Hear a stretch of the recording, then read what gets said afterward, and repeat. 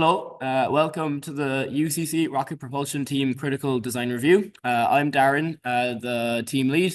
This is Gleb, a member of our avionics team, and we have John, another member of our avionics team, here with me as well. So the first section we'll go over is the launch vehicle overview. So the nose cone we're going for is going to be an OGIV 3D printed PLA nose cone. Essentially, we're just going to strengthen a little bit with some composites as well inside there. The body tube is going to be a commercially off-the-shelf bought part. It's going to be a craft phenolic 10.4 centimeter body tube bought from Sierra Fox Hobbies. The motor is going to be a Cesaroni 1874 K740 18.8P with an impulse of 1800 Newton seconds. We've gone for this motor due to its thrust curve, where essentially it falls very bang in the average of K motors. So hopefully there will be no unexpected surprises the day of the launch. We're going to be using 3 fins for this design, swept, cut from carbon fiber. The drogue chute's going to be 35 centimeters in diameter with the main parachute of 125 centimeters. The avionics bay is going to be as part of inside the coupling tube, and it's going to have 2 shock cords attached either side of it, which will lead to both sections of the lower body tube and the upper body tube. The lower body tube is going to contain the main parachute, and the upper body tube is going to contain the drogue parachute and the CANSAT. For the bulkheads, we're going to be using plywood that's going to be cut in the UCC workshop. Same with the centering rings as well. Those will also be cut in the UCC workshop. We're going to have 2 black powder ejection charges. And we're going to bring extra black powder the day of just so we can perform extra tests. The CANSAT will be stored in the avionics bay in the upper tube. It's going to be having another 35 centimeter diameter parachute on it as well. As part of our design campaign for the development of Prometheus, in February, we successfully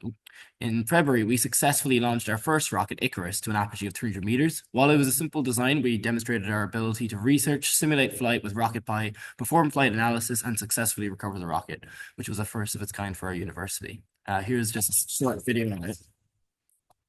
I can skip to about that now, just so we can see a quick video of the launch. And once we've seen the launch, I'll skip to the next slide. But yeah, there it was there, and we successfully recovered afterwards as well. That video is going to be available on our YouTube channel, which you'll be able to see using the link that we send you this video as well. The rocket has been considerably downsized since our preliminary design review, with the outer diameter being reduced to 10.4 centimeters. In addition to this, the length of the entire rocket has been reduced to 176 centimeters, with the wet mass being reduced to 5.035 kgs due to these changes. The components we've changed is the rocket motor, which is now a Cesaroni 1874 K740. We've downgraded to a body tube with a 3.9-inch outer diameter. The bulkheads will be plywood. Coupling tube is going to be a TC 390, so it's going to fit just inside our outer body tube.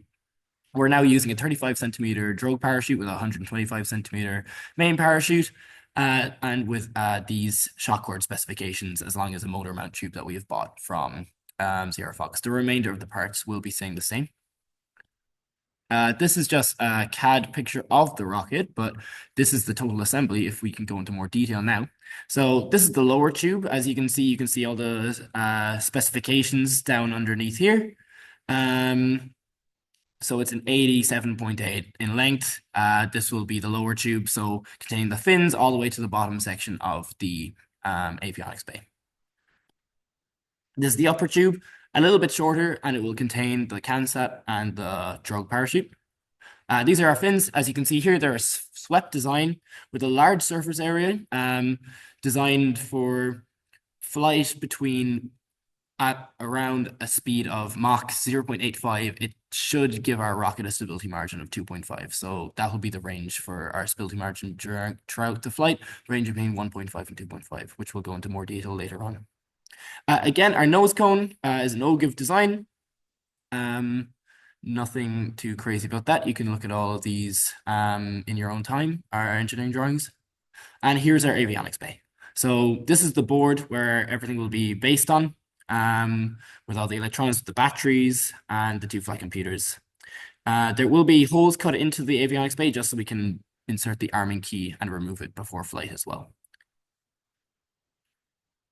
This is the engine bay. So we have our upper bulkhead here, and we have our two centering rings with the motor tube contained inside. Our method of keeping the motor inside the rocket will be through use of a retaining ring, which again is a commercially bought off the shelf part from Sierra Fox Hobbies. Flight safety analysis. So, in order to carry out the launch in a safe manner, we have designated a set of weather maximums. These abide by the set of weather maximums that you guys have used as well, of 15 miles an hour. So in our determinations, we've taken into account a multitude of simulations, including RocketPy, OpenRocket, as well as computational fluid dynamic simulations. So yeah, your 15 miles an hour is 7 meters per second, but we simulated up to 10 meters per second just in case of extremely adverse weather conditions. And we've calculated the drift distance to be around 550 meters to 600 meters. So well below the 750 meter threshold that has been set for us. In order to minimize the drift distance on the day, our avionics team will take into account the weather conditions on the ground and in the air using the latest available weather data. And we will perform rocket pie simulations the day of the launch at various launch angles in order to minimize the drift range. Open rocket simulations confirm that a stability margin will remain between 1.5 and 2.5 for the crucial stages of the flight. And through our computational fluid dynamic simulations, we've determined that our rocket, while flying at max Q at some adverse weather conditions, will remain stable, which has confirmed our open rocket simulation results as well. This is just a screenshot of the CFD. We performed this at Mach 0.85 with a 10 meters per second wind coming from the side, which is where the blue region comes from there. As you can see, the rocket has remained stable with obviously low pressure regions going around the side of it. We can send you more detail about the simulations we have done, maybe in the PDF that we sent you.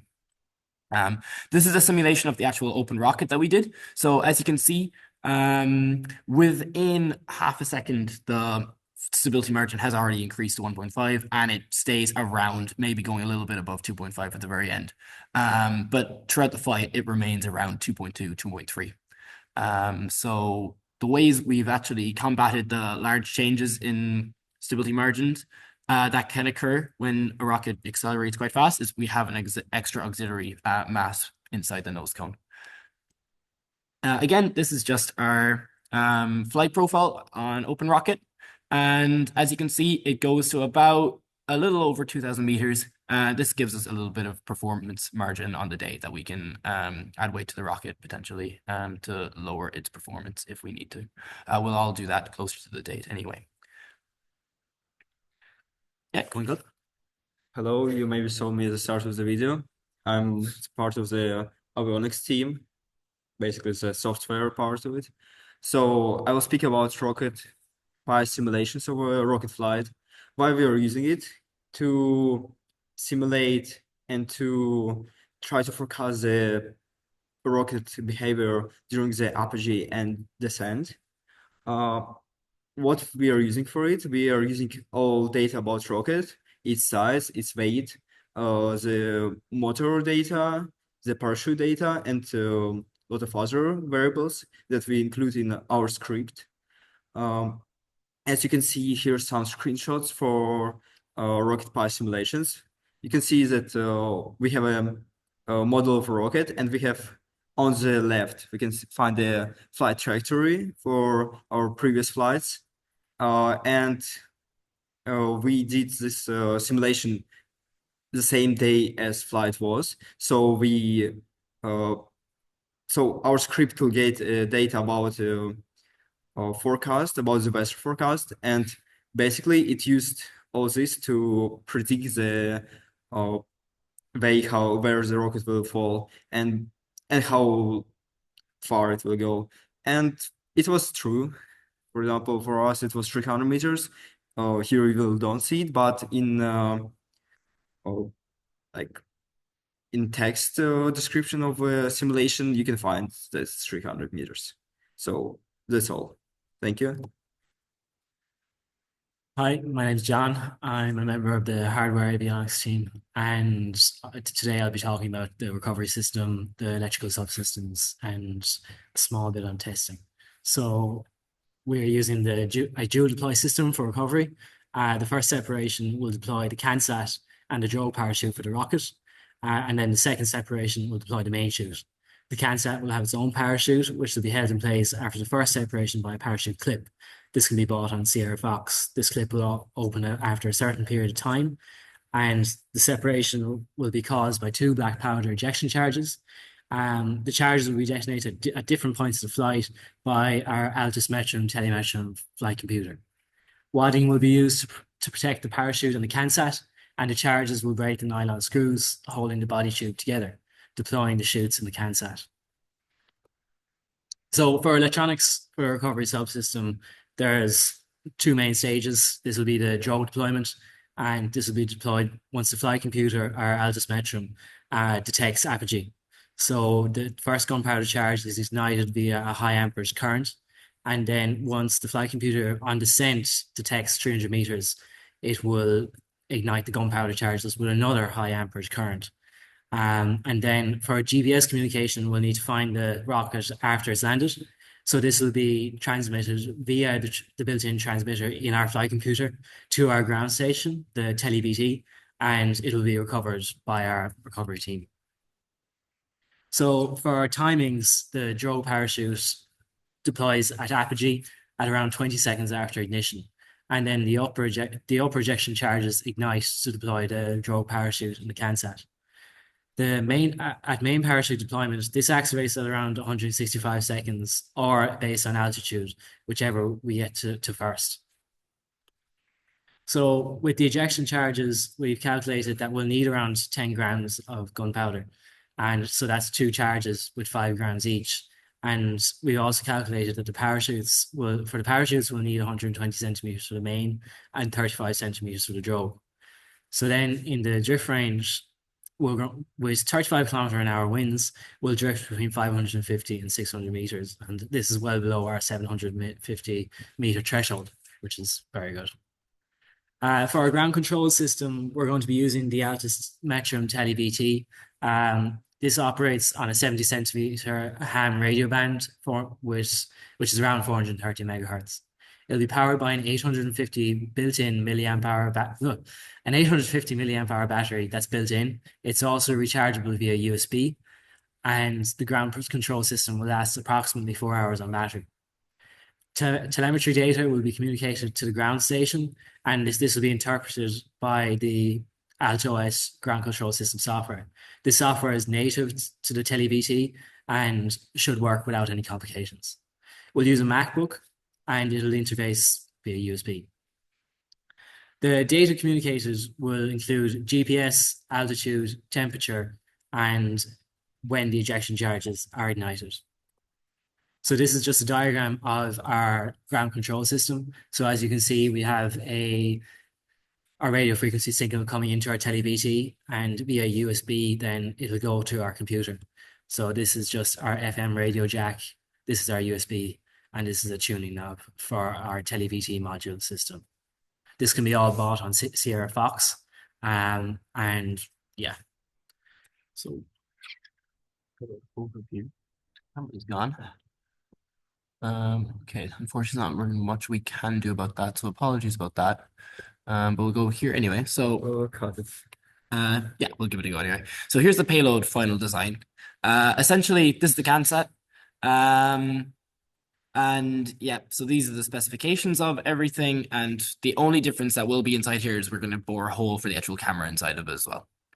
As for the descent control, actually, John, do you want to cover this as well? Yeah, perfect. Yeah. So with the descent control within our rocket prior to deployment, the CANSAT store closest to the nose cone to ensure non-tangled deployment from the rocket body. The CANSAT will be deployed at altitude along with a drogue parachute for the rocket, with a 35 centimeter parachute. and this will not deploy until 300 meters above the ground, and it'll use a Jolly Logic parachute deploy system. So for the payload for the electrical power systems, we'll use two altimetrum telemetry flight computers. There'll be one backup and one main computer. So if one fails, we'll have a backup, and if two of them work, all the better. So we've got for battery selection, it'll be using two LiPo batteries, each for the altimetrum telemetry flight computers, and they're made specifically for them. They have built-in voltage regulators that regulate to a voltage that is compliant with the telemetry.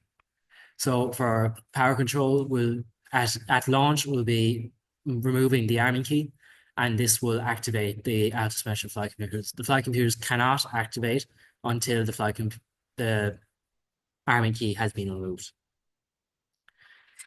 So for the CANSAT, we'll be using an altimeter, which is the Bosch BMP 280. It's an industry standard altimeter and has a proven track record of altitudes well above 10 kilometers, which is just what we need. We'll be using a Raspberry Pi 3 Model B and a Raspberry Pi camera Module 2. There is plenty of documents on these, and we've had great success with them so far. For battery selection, we're going to use a Goji 5000 milliamp hour power bank, and this is going to be powering all three components. For power control, the CANSAT will be powered when the rechargeable power bank is integrated with the system, and the camera will be powered on via Python script, which is triggered by the altimeter. So we have our components list here. So this is the power consumption of these components and the duty cycles. So for the altimeter, it is going to be doing 0.792 watt hours for the Raspberry Pi 3. What? Yeah. Sorry, guys. Now, hello again. It's Gleb, part of Ionics team. So today now we will speak about an AI implementation integration in our payload. Basically, our AI will be used for satellite image recognition.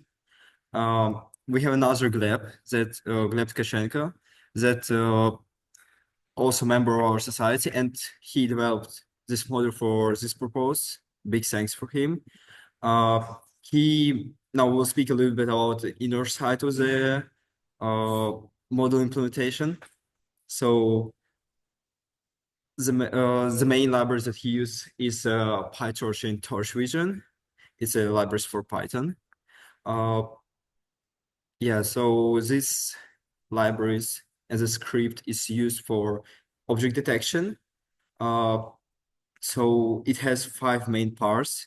Is that because we have a script that trains model, and we will speak about it because it's the most interesting part. Then first thing that's to do with the dataset handling. I will briefly describe what's the dataset. Dataset is a collection of images that are tagged and that have descriptions. For example, our has a lot of tags of different objects such as cars, construction sites, small buildings, big buildings, and etc. Then it splits data for training and validation datasets. Basically, in our model, it's already split in different folders. Transforms and processing. We are using Torch Vision to augment and normalize these images. And after it, we evaluate metrics to understand how good AI recognized like the objects and images. And then we have visualization of this process. So we are using Gleb used another Gleb. Just Matplotlib for graphics that show how good or bad AI recognize images.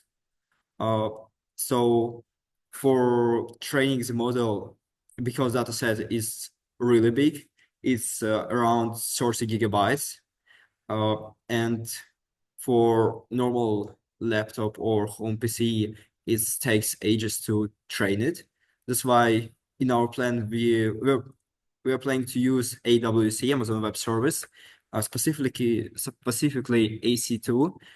It's a cloud computing, so we could speed up process, and at the same time we could track it much easier, because compared to laptops that takes few days to train this model, we can train it in an hour and we can be always with it.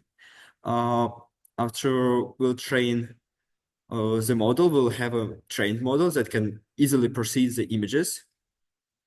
So about our, as I said before, we already developed, like, not me specifically, but Gleb, not Gleb, specifically developed a model. He is working now on improvement of this model.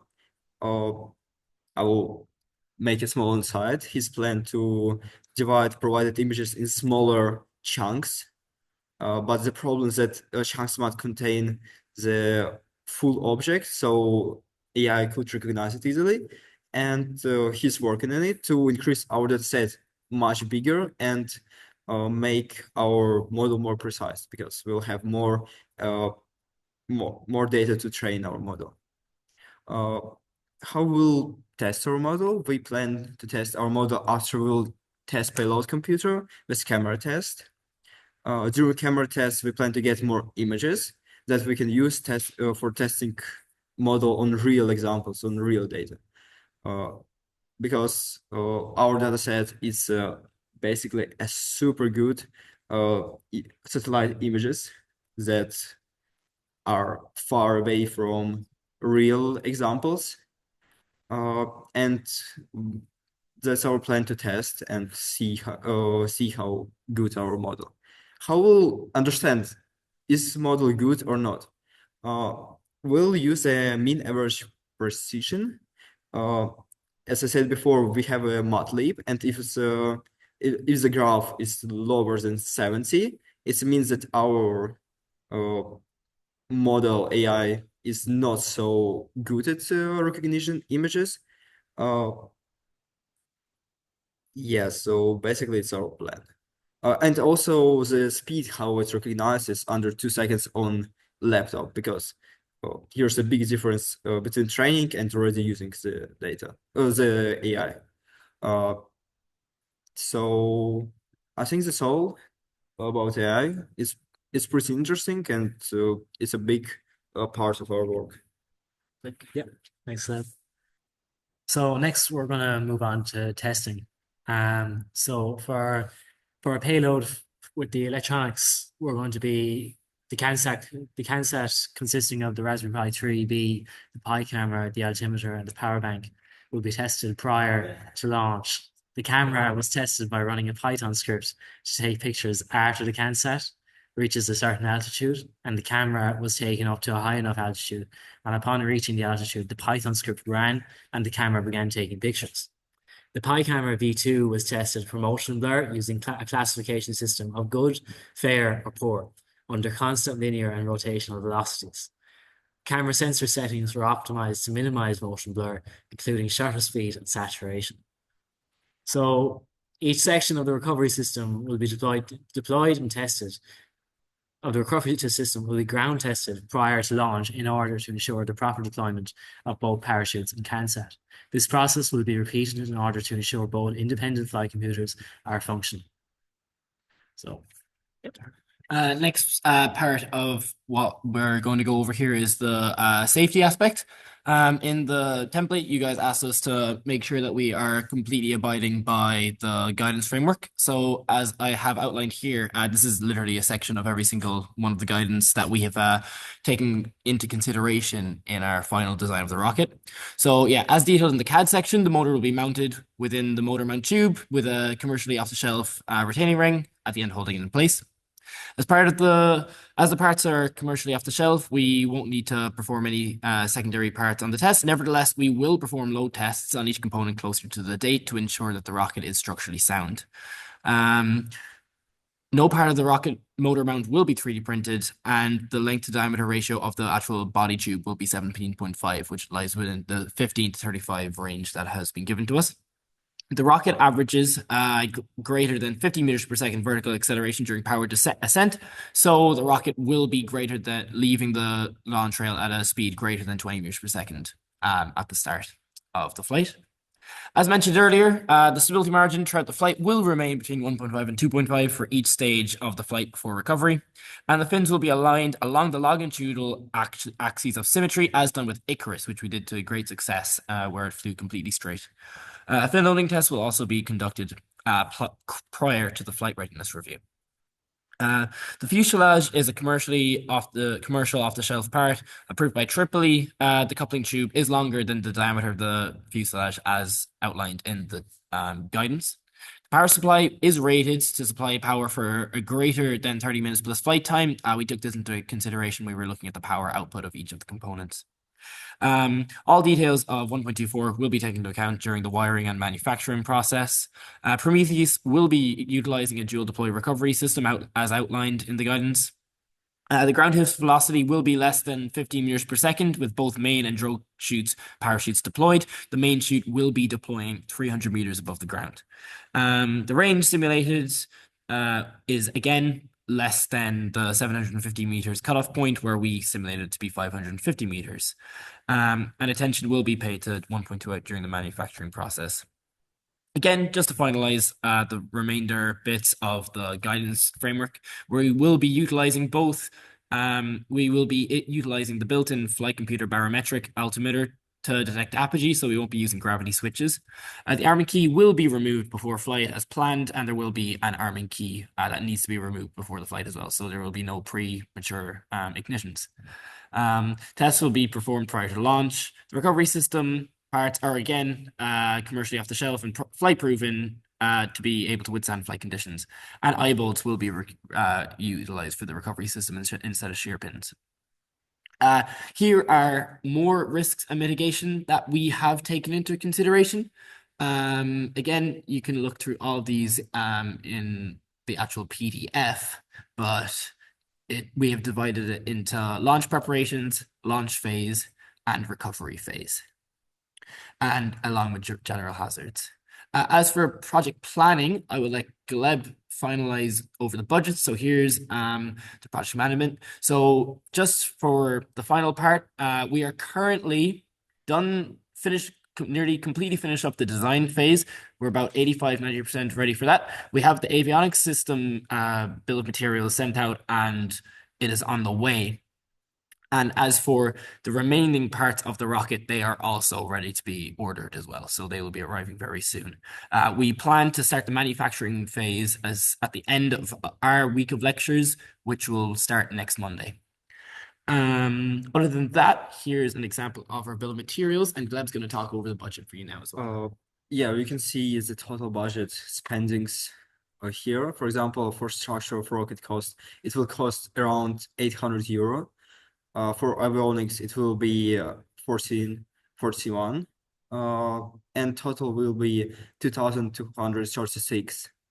Also, with our expenses, we have travel expenses.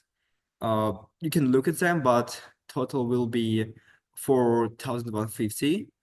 How will get this money? So we'll need around 6,200. 5,000 will be covered by School of Engineering of UCC, our university. The remainder funded by sponsors.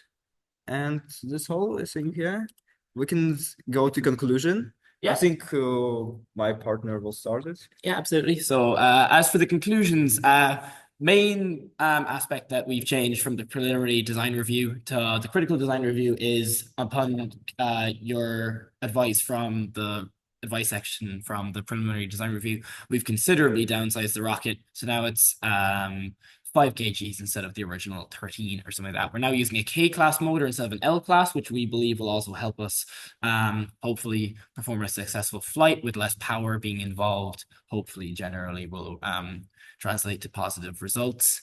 We've also done considerably more research into flight simulations. So previously we only had open rocket simulations, but now we have taken into account rocket pi as well as computational fluid dynamics simulations.